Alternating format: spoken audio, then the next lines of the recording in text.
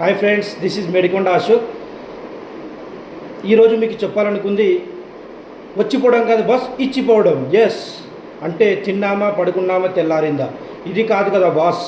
మన జీవితంలో మనం 3 తరాలకు సంబంధించి సమాజానికి ఏదో ఒకటి ఇచ్చిపోవాలి. ఎస్, ఒకటి డబ్బు, ఆస్తి, అంతస్తు, ఇది ఏదైనా కానివ్వండి.